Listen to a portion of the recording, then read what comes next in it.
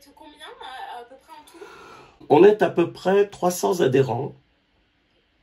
On a un gros groupe d'enfants, c'est-à-dire des enfants, alors soit qui sont de couples franco-russes, soit qui sont d'origine russe mais qui travaillent en France, ça peut arriver, soit des expatriés qui étaient en Russie et dont les enfants ont commencé à pratiquer le russe et qui veulent leur continuer cet avantage, etc. quoi.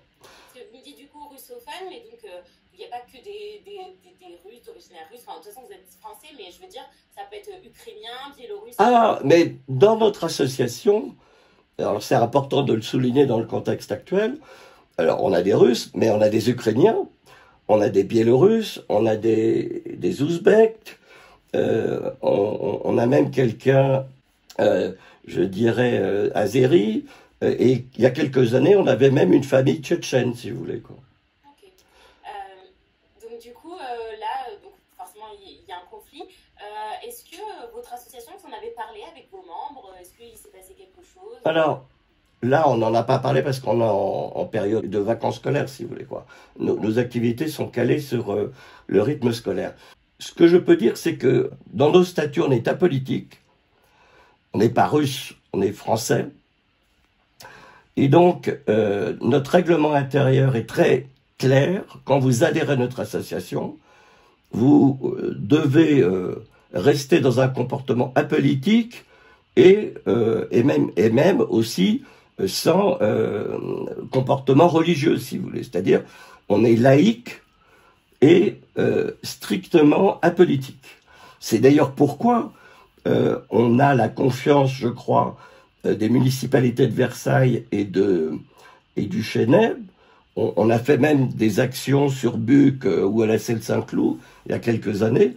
C'est parce qu'on n'est que centré sur les dimensions culturelles, alors avec des activités, mais on fait des événements, on fait parfois des concerts, si vous voulez, des spectacles de danse, avec des troupes qui viennent de certaines régions russophones. Donc, on n'a pas de prosélytisme quelconque dans notre association.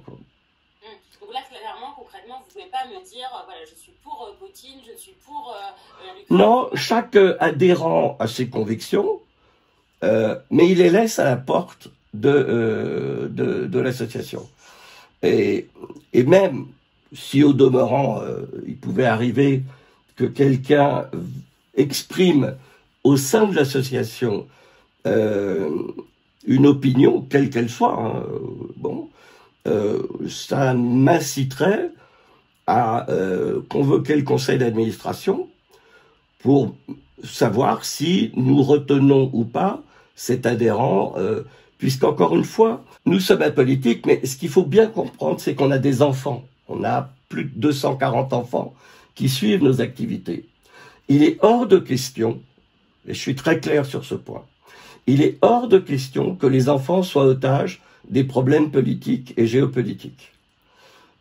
Les enfants doivent être dans un havre de paix, surtout lorsqu'ils sont dans des activités culturelles, si vous voulez. Que vous aimiez Pouchkine, Rachmaninov, Gogol ou autre chose, ça n'a rien à voir, si vous voulez, avec des conflits qui peuvent exister.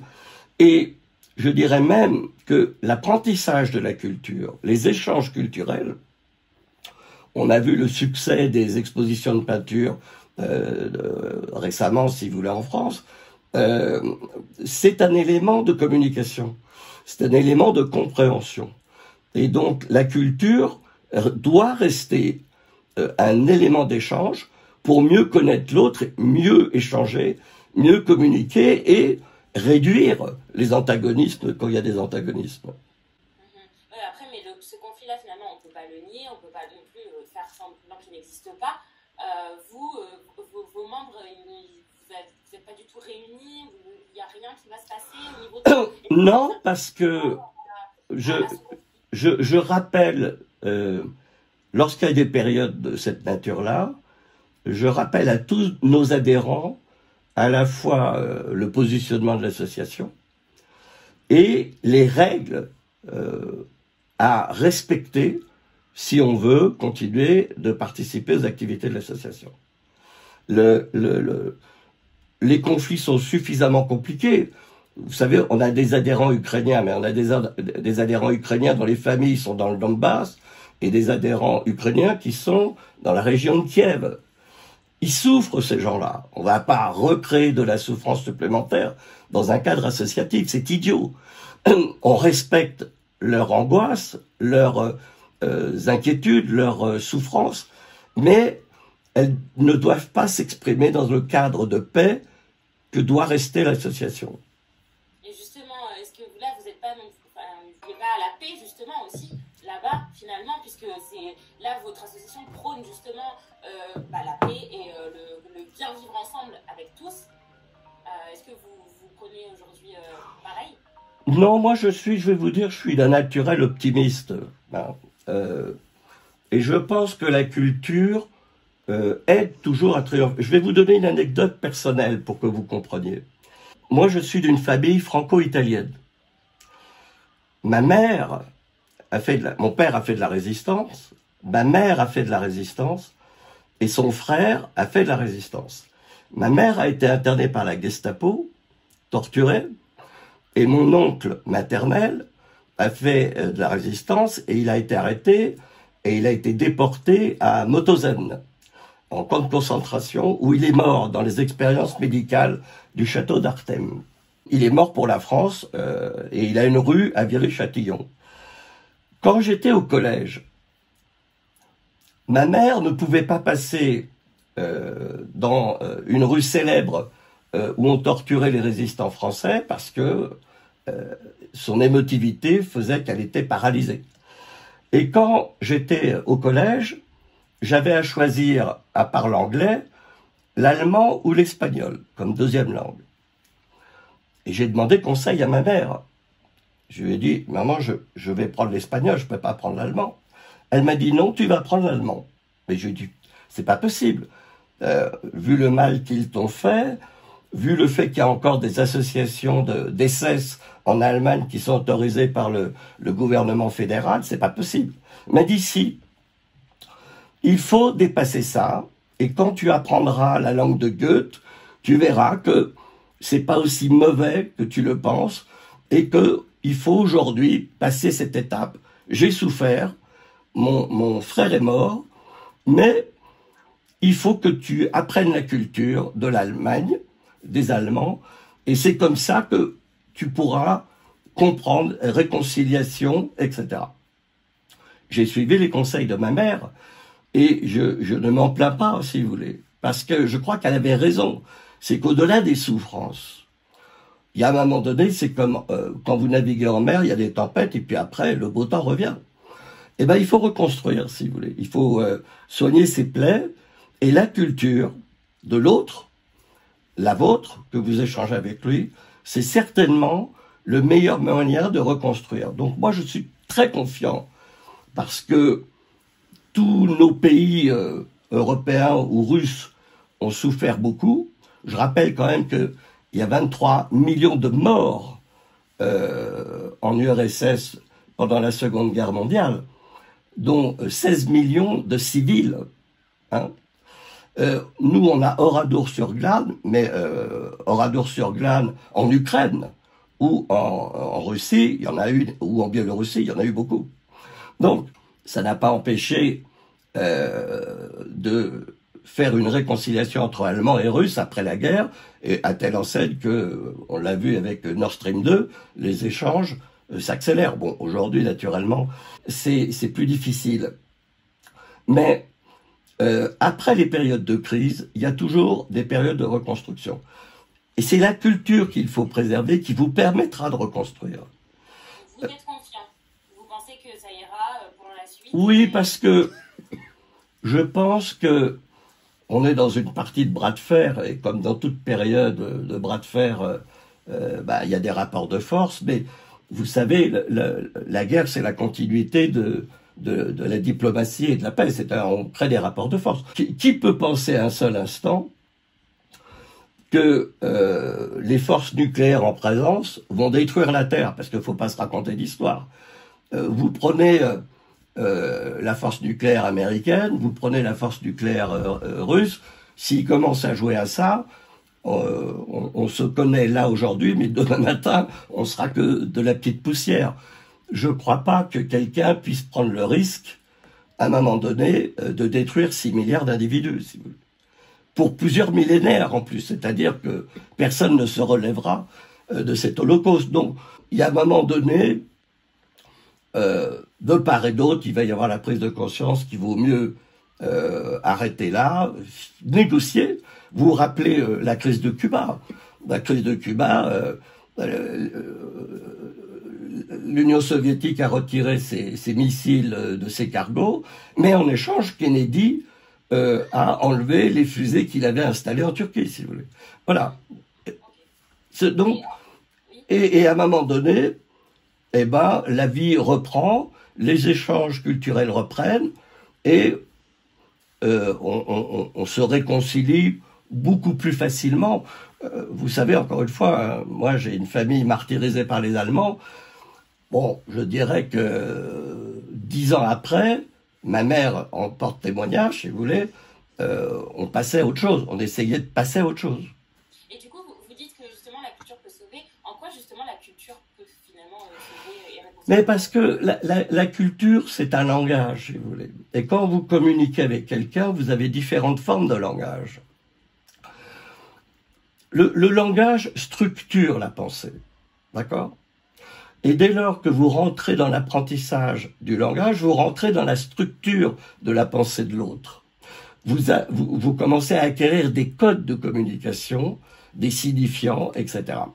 Et d'une certaine manière, vous rentrez dans sa logique. Vous acceptez de comprendre son raisonnement. Si vous refusez le langage et la culture qui l'accompagne, à partir de ce moment-là, vous n'êtes plus en situation de communicant, mais en situation d'opposition, d'antagonisme. Donc, c'est pour ça que c'est très important de maintenir l'apprentissage, surtout que c'est pas parce que vous allez écouter un concert de piano de Rachmaninoff que vous allez pousser des cris d'orfraie sur la Russie. C'est pas parce que vous allez voir une exposition de peinture russe que vous allez cracher sur les toiles. C'est pas vrai. Les œuvres d'art transcendent les clivages. Dans la collection qui a été organisée aujourd'hui et qui subsiste encore aujourd'hui, il y a des toiles de Picasso et puis il y a des toiles russes. Mais quand vous visitez l'exposition, votre émotion propre est indifférenciée. Alors après, il y a des choix artistiques qui peuvent vous plaire ou pas, mais votre capacité émotionnelle devant l'œuvre d'art ne regarde pas si c'est russe ou pas russe, ou si c'est français, ou si c'est espagnol avec Picasso, si vous voulez. Donc, il faut maintenir cette capacité d'échange, de compréhension, et considérer que écouter une poésie de Mallarmé par un Russe, si vous voulez, ou une poésie de Pouchkine par un Français, c'est, je dirais, écouter une expression de l'âme, de la sensibilité, qu'elle soit russe, qu'elle soit ukrainienne ou autre chose, si vous voulez.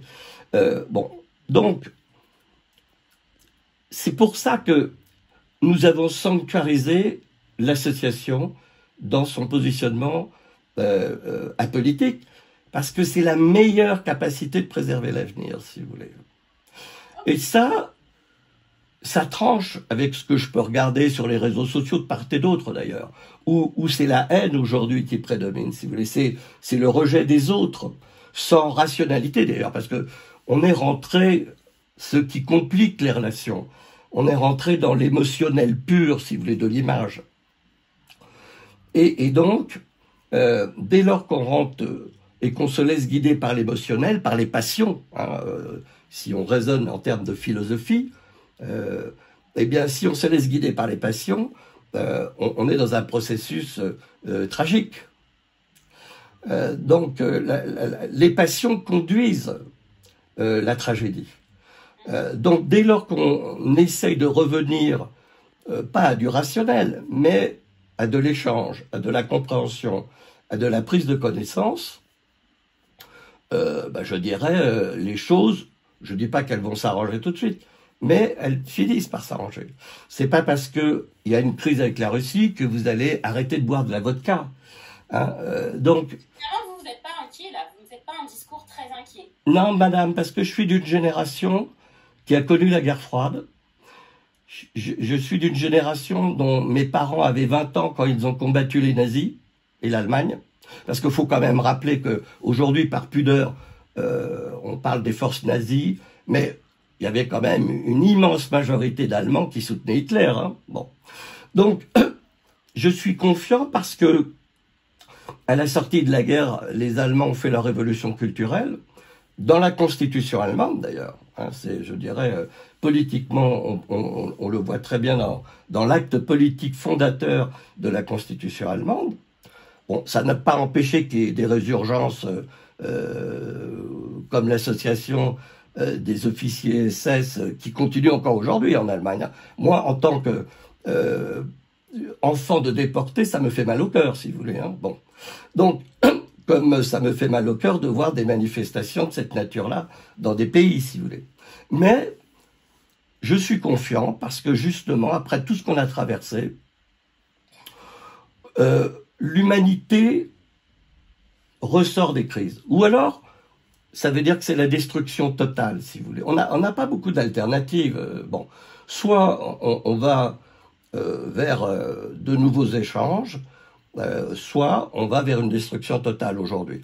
Donc, il y a un moment donné, moi je suis très confiant parce que je ne pense pas que 6 milliards d'individus voudront que la Terre soit rayée de la carte des planètes. Hein. Je ne pense pas, si vous voulez. Ok. Juste une autre question aussi. Sur votre association, vous m'avez dit, hein, il y a des Russes, des Ukrainiens, des familles ukrainiennes, des familles russes, etc. Donc là, ce qui se passe, c'est que potentiellement, il va y avoir des déplacements de population. Est-ce que vous, par exemple, vous serez prêt à accueillir des familles ukrainiennes? Est-ce que vous allez faire quelque chose avec eux? C'est pas notre rôle, si vous voulez. Nous, on travaille, on est dans un espace de paix, mais nos statuts ne prévoient pas ça, si vous voulez. C'est pas notre objet social. Okay, très bien. Mais si les gens ont besoin, au niveau de nos adhérents, d'une aide, on regarde naturellement. Il faut bien comprendre que ce qui guide le fonctionnement d'une association, c'est sa gouvernance avec les adhérents. Donc, dès lors qu'on respecte l'objet social et le côté apolitique, si des adhérents nous demandent d'examiner des problèmes, on regarde, si vous voulez. Mais on n'est pas une ONG. Ce que je veux dire, c'est qu'on n'est pas une ONG. Ok, bon, très bien. Et je pense qu'on a fait le tour. Je pense que c'est très bien. Déjà, on a fait plus de 15 minutes.